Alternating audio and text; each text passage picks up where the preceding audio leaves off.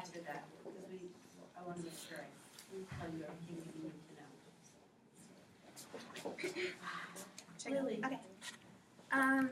This summer, the National Park Service celebrated its 100th birthday. From California to the New York Islands, 413 parks are preserved for all Americans of all kinds to enjoy, according to the National Park Foundation.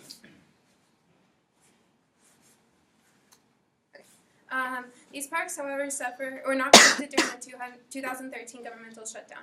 These parks suffer from a lack of funding, lack of protection, and occasional lack of visitation. These parks are funded with a mere $3.65 million, according to the 2015 budget report. These parks suffer from a backlog of maintenance, costing about $11.9 billion. And according to a U.S. News article, Americans think national parks are worth $92 billion. Why is it that our parks, despite our collective value of them as Americans, continue to fall victim to the gridlock and incompetency of bureaucracy? The answer is in the question: bureaucracy. I personally believe the best way to preserve our national parks is to privatize them. This may seem like the classic big corporation solution, resulting in yet another unneeded McDonald's sprouting up in the Grand Canyon, but I promise it is far from that irrational. Privatization of some or all of our national and state parks is the most economically, morally, and environmentally viable option to preserve our beautiful parks and shield them from future spending cuts.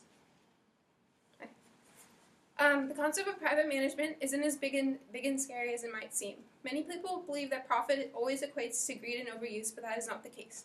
According to the World Bank Group, California became the first state to embrace park operational PPPs, which stand for public-private partnerships, in an effort to prevent the closure of several parks during the financial crisis in 2012.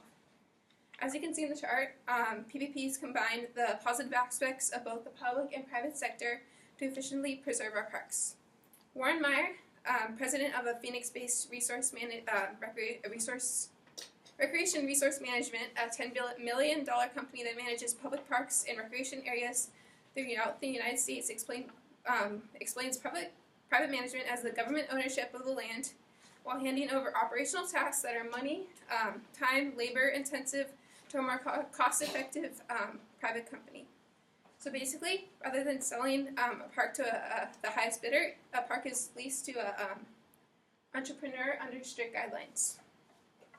According to BlueRidgeOutdoors.com, this public-private partnership innovation, which is copied more in agencies all across America, and most recently the California State Park System, are highly structured contracts wherein the private company cannot modify the facilities or change fees without agency approval and must meet a range of detailed performance goals. The park is publicly owned, but upkeeping, maintenance, trails, and campgrounds are leased for a limited time period to a private management company. Agency goals. These management companies are contractually bound to protect the environment and meet agency goals.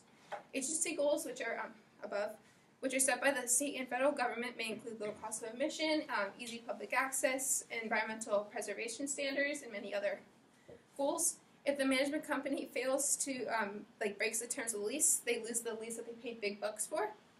The parks that we know and love will no longer be a political liability draining public funds, but rather be a money generator. As any businessman knows, the best way to make a profit is to respond to your customers' desires. Most people who go to national parks want the unspoiled natural experience photographed in National Geographic magazines. In this way, private management companies would be incentivized to reduce costs. This is both a guideline in the lease and a result of competition between other private management companies. They'd be incentivized to improve infrastructure in the parks, such as roads, trails, and campgrounds. As I said earlier, public parks, like national parks and stuff, they suffer from $11.8 billion in backlog of maintenance. So private parks would be more efficient with that. They'd be more responsive to visitor desires. After all, visitors are the ones visiting the park in the first place. And they'd be incentivized to have greater flexibility in finding more efficient solutions. Efficiency is not one value commonly found in the public sector, so these parks would have a reduction of red tape that plagues the public sector sometimes. Many of you may be wondering about the applications of this policy in the real world. Many of the skeptics of privatization often worry about the fees and quality.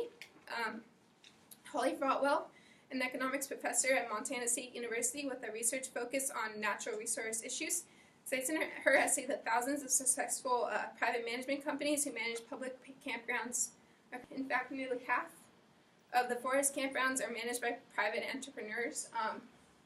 In Arizona, a recent poll by CampArizona.com ranked the top 10 public campgrounds in Arizona. Of these, 3 of the top 5 were U.S. Forest Service campgrounds run by private operators. Many may cite that private companies will have no accountability when it comes to unfortunate incidents resulting in environmental damage. Private management companies, however, were not to blame for the 2015 Nemus River iron spill in Colorado by the EPA. They weren't to blame for the 1920s Yellowstone wolf crisis resulting in the damage of the ecosystem. As you can see, quality is not an issue. As for fee concerns, state-run parks in California charge $30 for a no-hookups campsite. Warren Meyer, guy I mentioned earlier, president of the National Forest Recreation Association and owner of Recreation Resource Management, says his company charges no more for $20 in public campsites they operate in California. So managed companies will not raise the prices because they are contractually bound to keep prices low. Management companies will not build useless amusement parks or malls in Yellowstone National Park because they are contractually bound not to build without approval from the national or state government. And management companies will protect the environment because they are contractually bound to protect the environment that their visitors wish to enjoy. While the concerns of many are legitimate, real-world practice proves these concerns unrealistic. If you're convinced that privatization of national or state parks is the best way to go, I suggest you contact our senators, as seen on the board. The only thing stopping big private management companies from striking up a management contract with the National Park Service is the National Park Service itself. According to an NPS Transportation Innovative Finance Options document, federal statutes and NPS policies place limitations of these types of partnerships. This policy is virtually unheard of. The only reason I actually heard of it was because my AP Environmental Science teacher, who, by the way, was like a big proponent of environmental regulation, actually supported it. The concept of democracy is to share our political ideas with one another, so if you ever come across a conversation about privatization of national parks, dispel with the fiction that all privatization is bad. The privatization of national parks, state parks, is no tragedy of the common at all, but rather a successful solution to a not-so-obvious problem.